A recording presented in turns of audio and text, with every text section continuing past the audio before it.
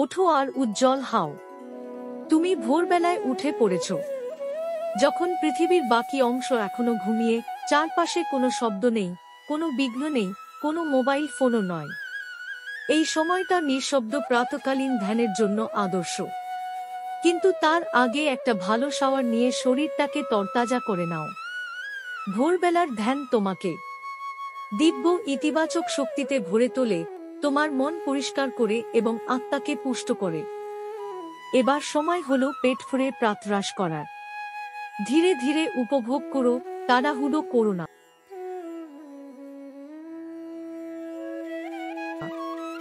এরপর তুমি কাজের উদ্দেশ্যে বেরিয়ে পড়ো, তাজা, কেন্দ্রীভূত এবং শান্ত মনে। দাঁড়াও 1 মিনিট, তুমি কিছু ভুলে যাওনি তো? হ্যাঁ, বাড়ি থেকে বেরোনোর আগে তোমার কুণ্ডলিনী শক্তিকে উত্তোলন করো এবং একটা বন্ধন দাও। এটা তোমার মনোযোগকে স্থির রাখে এবং তোমার শক্তি ব্যবস্থাকে এক রক্ষাকবচে আবৃত করে রাখে। তাই চলো এটা সঠিকভাবে এবং ধীরে করো। কাজে যাওয়ার পথে কখনো কখনো তুমি বিষাক্ত বাতাস এবং খারাপ ভাইবস নিতে পারো। তুমি বুঝতে পারো বাইরের পরিবেশটা তেমন আরামদায়ক নয় যেমন তোমার ভিতরের পরিবেশ। আমাদের বেশিরভাগ সময় কাজের জায়গায় কেটে যায়। প্রতিটি মানুষের সঙ্গে যোগাযোগ, তাদের মনোভাব এবং চিন্তাভাবনা আমাদের উপর সূক্ষ্ম প্রভাব ফেলে।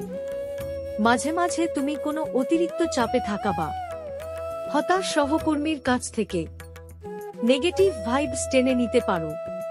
তার উপর আছে কাজের ভার, ডেডলাইন আর নানা ধরনের বিভ্রান্তি। ভেবেছ কি কেন দিনের শেষে নিজেকে এত ক্লান্ত লাগে? কারণ আমরা যেন একটা স্পঞ্জ, প্রতিদিন চারপাশের ময়লা আর নেগেটিভিটিগুলো শোষণ করে নিচ্ছি। প্রতিদিন আমরা আরও নানা দূষণের সংস্পর্শে আসি, যেমন ট্রাফিকের ধোঁয়া, নিকোটিন আর শব্দ দূষণ। যদি আমরা কিছু না করি, এই সব জমে আমাদের ভিতরে স্ট্রেস এবং ভারসাম্যহীনতা তৈরি করে। তাহলে এর প্রতিকার কি? ফুট সোয়াকিং বা পায়ে জল ডুবিয়ে রাখা একটি অত্যন্ত কার্যকর শক্তি ডিটক্স পদ্ধতি। এটি তোমাকে বিশ্রাম ও মানসিক স্বস্তি দেয়।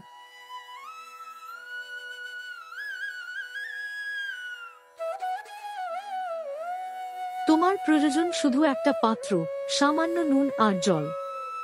জল ও নুনের আছে শুদ্ধিকরণ শক্তি। যে কোনো নেগেটিভ শক্তিকে তারা শোষণ করে নিয়ে যায়।